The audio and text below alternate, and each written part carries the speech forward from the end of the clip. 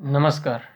प्रतियोगी परीक्षाओं की तैयारी करने वाले छात्र एवं छात्राओं के लिए सबसे कठिन काम फैक्ट्स को याद रखना होता है, जिसे छात्र बार बार याद करने के बाद भी भूल जाते हैं। इस समस्या के समाधान की दिशा में यह वीडियो एक छोटा सा प्रयास है। इस वीडियो में हम संविधान के भाग को ट्रिक के माध्यम से याद करने का प्रयास करेंगे। तो चलिए वीडियो शुरू करते हैं।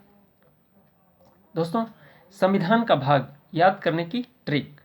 तो सबसे पहले संविधान नियमों एवं कानूनों का ऐसा संग्रह या दस्तावेज होता है जिसके तहत किसी देश की शासन व्यवस्था को संचालित किया जाता है। यानी कि संविधान एक संग्रह है या दस्तावेज है जिसे हम पुस्तक भी कह सकते हैं। ठीक है ना। एक जहाँ पर नियम और कानून लिखा गया है उस नियम और कानून का एक पुस्तक है। ठीक है। तो जिस तरह से हम देखते हैं कि किसी भी पुस्तक को चैप्टर वाइज बांटा रहता है और उन सभी चैप्टर्स का अलग अलग नाम रहता है, उसी तरह से संविधान को कई भागों में बांटा गया है, यानी कि पार्ट वाइज बांटा गया है और इन भागों का भी अलग अलग नाम है। तो दोस्तों, जब हमारा संविधान लागू हुआ था 26 जनवरी 1950 को, उस समय हमारे संविधान में 22 भाग थे, 22 पार्ट्स थे। और भविष्य में यानी कालांतर में एक भाग को निकाला गया जिसका नाम है भाग 7। भाग 7 को निकाला गया है और 4 भाग को जोड़ा गया है। भाग 4 क, भाग 9 क, 9 ख और भाग 14 क। ठीक है। आप याद रखने के लिए ये देख सकते हैं कि 4 में हम जब 5 जोड़ते हैं तो 9 आता है और 9 में 5 जोड़ते हैं तो 14 आता है। तो 4 क है, 9 क और ख दोनों है तथा 14 केवल क है। ठीक है। नेक्स्ट ये देखिए भाग 1। अब आप इसे याद रखने के लिए हमें संविधान सभा के पास चलना पड़ेगा। संविधान सभा जब बनी थी उस समय चलना पड़ेगा। तो कल्पना कीजिए कि आप भारत की संविधान सभा में बैठे हैं और संविधान बना रहे हैं। तो सबसे पहले आपके दिमाग में ये प्रश्न आएगा कि ये संविधान किस देश के लिए बना रहे हैं, यानी ये संविधान किस क्षेत्र में लागू होगा। अतः भाग 1 में इस देश के नाम तथा क्षेत्र का उल्लेख किया गया तथा इस भाग का नाम संघ व उसके राज्य क्षेत्र रखा गया। ठीक है। यानी कि जिस देश के लिए हम कानून बना रहे हैं, सबसे पहले उस देश का भाई नाम तो कुछ होना चाहिए, उस देश का, इसीलिए नाम बताने के लिए और उसके क्षेत्र बताने के लिए, क्योंकि कोई भी देश का एक क्षेत्र होता है। तो उस देश का नाम और क्षेत्र बताने के लिए सबसे पहले आप उस देश का परिचय दिए, यानी कि हमारे देश भारत का परिचय बताया। और वो भाग 1 में हमने लिखा संघ और उसका राज्य क्षेत्र, संघ और उसका राज्य क्षेत्र। नेक्स्ट है भाग 2। भाग 2 देखिए, अब आपने परिचय दे दिया भारत का, उसके बाद फिर आपने सोचा कि हम देश के लिए संविधान तो बना देंगे, पर इसका पालन कौन करेगा। इसका पालन ये देश तो नहीं करेगा। मतलब जिस देश के लिए हम संविधान बना रहे हैं वो देश तो संविधान का पालन नहीं करेगा, इस देश के लोग ही करेंगे। अतः भारत के लोगों को परिभाषित करने के लिए उन्हें नागरिकता प्रदान की गई। ठीक है। सबसे पहले देश हमारा, उसके बाद हम नागरिकों को नागरिकता प्रदान किए। और जैसे ही नेक्स्ट आइए भाग 3, जैसे ही नागरिकों को नागरिकता प्रदान की गई तो नागरिकों ने बोला, मतलब वो बोले कि नागरिकता लेने से हमें क्या लाभ होगा भाई, हम क्यों नागरिकता लें। तो उन्हें मनाने के लिए या उन्हें फुसलाने के लिए हमने उनको बोला कि आप भाई नागरिकता ले लो, आपको हम कुछ अधिकार देंगे। तो इस अधिकार को हमने मौलिक अधिकार नाम दिया और बोला कि आपको नागरिकता हम देंगे, नागरिकता आप ले लो, हम आपको मौलिक अधिकार प्रदान करेंगे। तो उन्हें मनाने के लिए हमने मौलिक अधिकार भी दे दिया नागरिकता के साथ साथ। यानी भाग 1 में संघ एवं उसके राज्य क्षेत्र, भाग 2 में नागरिकता और भाग 3 में मौलिक कर्तव्य। नेक्स्ट भाग 4। अब आप नागरिकों को मौलिक अधिकार देने के बाद अब आप राज्य के पास गए और राज्य के पास जा कर के उन्हें कुछ निर्देश दिए तथा बोले कि इस निर्देश का पालन करना आपका कर्तव्य होगा और इसे नीति बनाते समय आपका लागू करना आपको कर्तव्य होगा। आप बोला कि ये निर्देश है, आप, क्योंकि राज्य या सरकार ही कानून बनाती है। यहाँ पर राज्य का मतलब है केंद्र सरकार, राज्य सरकार, पंचायती, नगरपालिका इत्यादि भी, और भी कई सारे राज्य के दायरे में हम रख सकते हैं जितने प्राधिकरण हैं। ठीक है ना, वो सब राज्य के अंतर्गत आते हैं।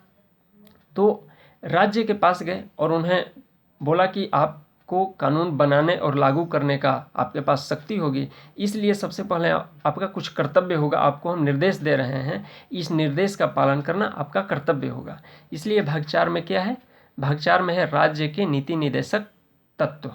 ठीक है, नेक्स्ट भाग 4 के बाद भाग 4 क आता है। ओके, भाग 4 क आता है। अब राज्य को उनके कर्तव्य बताने के क्रम में आपको याद आया, राज्य को जब आप कर्तव्य दे रहे थे तो आपको याद आया कि अरे नागरिकों को तो हमने कर्तव्य बताया ही नहीं, उनको तो अधिकार दे करके और नागरिकता और अधिकार दे करके चले आए। अतः आप नागरिकों को कर्तव्य बताने के लिए, उनको कर्तव्य प्रदान करने के लिए आप उनके पास गए और भाग 4 क में मौलिक कर्तव्य का प्रावधान किए। ठीक है, भाग 4 क में मौलिक कर्तव्य। इसके बाद भाग 5 आता है। अब देखिए, हमारा देश जो है वो, हमारे देश में त्रिस्तरीय सरकार है। ओके, हम जानते हैं कि हमारे देश में त्रिस्तरीय सरकार है और इस त्रिस्तरीय में प्रथम स्तर पर संघ सरकार या केंद्र सरकार है जो सबसे ज़्यादा ताकतवर होता है, और द्वितीय स्तर पर राज्य सरकार होती है, राज्य तथा यूटीज, और तृतीय स्तर पर पंचायती राज व नगर पालिका होती है। ठीक है, तो हमने मौलिक कर्तव्य देने के बाद हम फिर राज्यों के पास गए और उनको बतलाया कि राज्य त्रिस्तरीय सरकार है और आपका क्या क्या काम होगा, मतलब प्रथम स्तर पर जो है उसका क्या काम होगा, द्वितीय स्तर पर जो है उसका क्या काम होगा। तो इसके क्रम में हम सबसे पहले प्रथम स्तर पर गए, मतलब जो सबसे ताकतवर है उसके पास गए और संघ सरकार को बोले कि आपका क्या क्या काम होगा। और भाग 5 में हमने संघ सरकार का उल्लेख कर दिया और संघ सरकार के कामों का वर्णन कर दिया कि कैसे कैसे संघ सरकार का गठन होगा, संघ सरकार का काम क्या क्या होगा इत्यादि हम भाग 5 में उल्लेखित कर दिए, प्रावधान कर दिए। ठीक है, उसके बाद हमने देखा कि द्वितीय स्तर पर राज्य सरकार आती है। अब राज्य सरकार के पास हम आए और राज्य सरकार को बताया कि आपका क्या क्या काम है। जो जो चीज़ें हम केंद्र सरकार को बताए थे वही चीज़ें हम राज्य सरकार को बताया कि आपका क्या क्या काम है, आपका क्षेत्र कहाँ तक होगा, कहाँ कहाँ आपका कानून लागू होगा, ये सब बात हम राज्य सरकार को बतलाए। मतलब भाग 6 में राज्य सरकार का प्रावधान कर दिया। अब देखिए, संविधान जब लागू हुआ था यानी कि 26 जनवरी 1950 को, उस समय हमारे देश में 28 राज्य व 1 केंद्र शासित प्रदेश थे। ठीक है, और इन राज्य तथा केंद्र शासित प्रदेशों को 4 भाग में बांट दिया गया था, यानी कि 4 खंड में बांट दिया गया था। खंड क, ख, ग और घ। खंड क में 9 राज्य थे, खंड ख में भी 9 राज्य थे, खंड ग में 10 राज्य थे तथा खंड घ में एकमात्र केंद्र शासित प्रदेश अंडमान एंड निकोबार द्वीप समूह था। ठीक है, और इन चारों कैटेगरी के जो राज्य थे इनका दर्जा भी अलग अलग था। आप देख रहे हैं, दर्जा मतलब स्टेटस इस तरह से जा रहा है, इस तरह से क्या ग्राफ है, मतलब इस तरह से बढ़ रहा है। सबसे कम दर्जा जो है खंड घ के राज्य का था, यानी कि केंद्र शासित प्रदेश अंडमान निकोबार का है। इससे ऊंचा दर्जा मिला था खंड ग के राज्यों का, इससे ऊंचा दर्जा खंड ख के राज्यों का, और इससे ऊंचा दर्जा खंड क के राज्यों का, यानी कि सबसे ऊंचा दर्जा खंड क के राज्यों का और सबसे कम दर्जा, सबसे नीचा दर्जा खंड घ के राज्य के, खंड घ यानी कि अंडमान निकोबार केंद्र शासित प्रदेश, एकमात्र केंद्र शासित प्रदेश अंडमान निकोबार को मिला था सबसे नीचे का दर्जा। इसलिए अब जब दर्जा संबंधी जब भेदभाव किया जाने लगा तो जाहिर सी बात है कि राज्यों के बीच असंतोष की भावना होगी। लेकिन उस समय जब संविधान लागू हुआ था उस समय इन दर्जा में बांट करके और खंड ख का जो राज्य था उसके लिए एक अलग से भाग का प्रावधान किया गया। ठीक है, उसके लिए एक अलग से भाग 7 बनाया गया और भाग 7 में खंड ख के राज्य संबंधी प्रावधान डाले गए। ठीक है, खंड ख के राज्य संबंधी प्रावधान डाले गए इसमें। लेकिन इसके बाद क्या हुआ कि जब संविधान लागू हो गया, संविधान लागू होने के समय तो भाग 7 था, खंड ख के राज्य उस समय थे, इसलिए इसके लिए एक अलग से प्रावधान किया गया और भाग 7 में डाल दिया गया।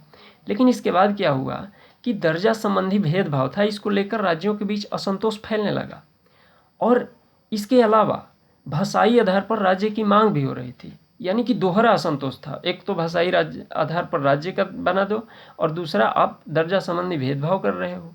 तो इन सभी समस्याओं के समाधान के लिए दिसंबर 1953 में फजल अली की अध्यक्षता में राज्य पुनर्गठन आयोग गठित किया गया। ठीक है, इस आयोग ने 1955 में यानी कि 1955 में अपनी रिपोर्ट प्रस्तुत की और इस रिपोर्ट में इन्होंने बोला कि राज्य के दर्जा को समाप्त कर दी जाए और सभी राज्य के दर्जा को समाप्त करके एक समान वाले राज्य बनाया जाए। तो अब देखिए नेक्स्ट क्या हुआ। नेक्स्ट हम देखते हैं कि राज्य पुनर्गठन आयोग जो फजल अली की अध्यक्षता में गठन किया गया था, इसके रिपोर्ट को स्वीकार करके खंड क, ख, ग और घ जो चार दर्जा वाले राज्य थे, उन 4 दर्जा को समाप्त कर दिया गया और एक समान दर्जे वाले 14 राज्य तथा 6 केंद्र शासित प्रदेश की स्थापना की गई। ठीक है ना। और ये सब काम 7वें संविधान संशोधन अधिनियम 1956 द्वारा किया गया। यानी कि फजल अली आयोग के अध्यक्षता में जो राज्य पुनर्गठन आयोग की स्थापना हुई थी, उसकी रिपोर्ट को लागू करने के लिए संविधान में संशोधन किया गया और 7वें संविधान संशोधन अधिनियम के माध्यम से 1956 के माध्यम से इस रिपोर्ट को लागू किया गया और एक समान इन क, ख, ग, घ वाले राज्य के दर्जा समाप्त करके एक समान दर्जा वाले 14 राज्य तथा 6 केंद्र शासित प्रदेश की स्थापना की गई। ठीक है। अब आप देख रहे हैं कि खंड ख के जो दर्जा वाले राज्य थे, खंड ख के दर्जा समाप्त हो गया। ठीक है। अब खंड क, ख, ग, घ कुल तो समाप्त हो गया। तो खंड ख वाले हम जानते हैं कि एक अलग से भाग 7 में था, अतः खंड ख के दर्जा समाप्त होने से भाग 7 भी समाप्त हो गया। ठीक है। अर्थात 7वें संविधान संशोधन अधिनियम 1956 के माध्यम से भाग 7 को संविधान से विलोपित या निरस्त कर दिया गया। ठीक है। यानी कि भाग 7 खत्म हो गया। किस अधिनियम से? 7वें संविधान संशोधन अधिनियम के माध्यम से भाग 7 समाप्त। 7वें भाग 7वें संविधान संशोधन अधिनियम और भाग 7 ये दोनों मिलता जुलता है, इसलिए याद रहेगा। अब नेक्स्ट देखते हैं भाग 8 में क्या है। हमने राज्य की चर्चा कर दी, हमने सबसे पहले केंद्र सरकार की चर्चा की, फिर उसके नीचे गए राज्य सरकार की चर्चा की, लेकिन हम केंद्र शासित प्रदेश को तो छोड़ नहीं सकते। हमारे देश में आज भी 8 केंद्र शासित प्रदेश हैं। ठीक है। तो देखिए कि भाग 8 में हमने केंद्र शासित प्रदेश की चर्चा कर दी, इसीलिए ठीक है भाग 8 में केंद्र शासित प्रदेश। अब चूंकि त्रिस्तरीय सरकार में सबसे नीचे पंचायती राज का स्थान आता है, इसलिए हम राज्य और केंद्र शासित प्रदेश की बात करने के बाद हम भाग 9 में आए और पंचायती राज का उल्लेख कर दिया। स्थानीय निकाय में पंचायती राज का उल्लेख कर दिया। लेकिन हमने देखा कि शहर में पंचायती राज लागू नहीं हो सकता है, ये गांव में ही लागू हो सकता है। इसलिए हमने शहर के लिए पंचायती राज के स्थान पर नगर पालिका का स्थापना कर दिया, यानी कि वहाँ का स्थानीय निकाय नगर पालिका हो गया। अब आप जानते हैं कि स्थानीय निकाय से ही संबंधित सहकारी समिति भी है और ये नगर पालिका भाग 9 क में स्थापित किया गया। ठीक है। भाग 9 में पंचायती राज, भाग 9 क में नगर पालिका। ठीक है। और स्थानीय निकाय से ही संबंधित है सहकारी समिति। तो नेक्स्ट भाग 9 ख में हमने सहकारी समिति का प्रावधान कर दिया। ठीक है। अब क्या हुआ कि आप जैसे ही गांव में ये सब लागू किए गांव में लागू किए मतलब स्थानीय निकाय में लागू कर दिए, तो आप देखें कि ये सब जो लागू किया गया था पंचायती राज और नगर पालिका, ये इसलिए लागू किया गया था कि जो निचले तबके के लोग हैं, जो राजनीति में सक्रिय नहीं हैं, वो भी राजनीति में भाग ले सकें और अपने वार्ड में चुनाव लड़ करके या मुखिया में चुनाव लड़ करके वो भी देश के विकास में अपना योगदान दे सकें। लेकिन आपने देखा कि कुछ लोग ऐसे भी हैं जो जंगल में रहते हैं, उनके पास पंचायत नगर पालिका ये सब का व्यवस्था नहीं हो सकता है, इसलिए उनको भी राजनीति में लाने के लिए या अपने देश के सिस्टम से जोड़ने के लिए एक अलग भाग में जगह दिया, अनुसूचित व जनजातीय क्षेत्र। यानी कि जो लोग जंगल में रहते हैं, जो जनजाति हैं, जो हमारे सिस्टम से जुड़े हुए नहीं हैं, उनके लिए एक अलग से प्रावधान किया गया, अनुसूचित व जनजातीय क्षेत्र। ठीक है दोस्तों, इसके साथ साथ ही हम बता दें कि हमारे भारत में वर्तमान में 28 राज्य व 8 केंद्र शासित प्रदेश हैं। 8 केंद्र शासित प्रदेश हैं। आपको याद होगा कि पिछले साल यानी कि 31 अक्टूबर 2019 को जम्मू एंड कश्मीर को 2 भागों में बांट दिया गया और राज्य के दर्जा समाप्त करके उन्हें यूटी में कन्वर्ट कर दिया गया। तो उस समय 29 राज्य थे, 29 राज्य और 7 केंद्र शासित प्रदेश थे। तो जम्मू कश्मीर को जैसे ही राज्य के दर्जा से समाप्त किया गया, वैसे ही राज्य की संख्या घट करके 28 हो गई। ठीक है, -1 हो गया। और जम्मू कश्मीर को चूँकि 2 भाग में बांटा गया और दोनों को यूटी बना दिया गया, इसलिए यूटी में यानी कि केंद्र शासित प्रदेश में 2 बढ़ोतरी हो गई और इनकी संख्या 9 हो गई। ठीक है, लेकिन 2020 में 26 जनवरी 2020 को क्या किया गया, 26 जनवरी 2020 को, कि दमन एंड दीव तथा दादरा एंड नगर हवेली को आपस में मर्ज कर दिया गया, विलय कर दिया गया। तो इन दमन एंड दीव और दादरा नगर हवेली को 26 जनवरी 2020 में आपस में विलय कर दिया गया, जिससे अब जो केंद्र शासित प्रदेश है उसकी संख्या 9 से घट करके 8 हो गई, 1 घट गई और 8 हो गई। इसलिए वर्तमान में भारत में 28 राज्य और 8 केंद्र शासित प्रदेश हैं। तो दोस्तों, हम उम्मीद करते हैं कि ये वीडियो आप लोगों को अच्छा लगा होगा। यदि हमारा काम पसंद आया हो तो आप इस चैनल को ज़रूर सब्सक्राइब कर दें, और यदि वीडियो अच्छा लगा हो तो आप इस वीडियो को लाइक करें तथा ज़्यादा से ज़्यादा इसे शेयर कर दें। तो दोस्तों, नेक्स्ट वीडियो में हम अगले भाग लेकर के आएंगे, भाग 11 से भाग 22 तक। तब तक के लिए आप इंतज़ार करें और इस वीडियो का आनंद लें, एंजॉय करें। तब तक के लिए जय हिंद, जय भारत।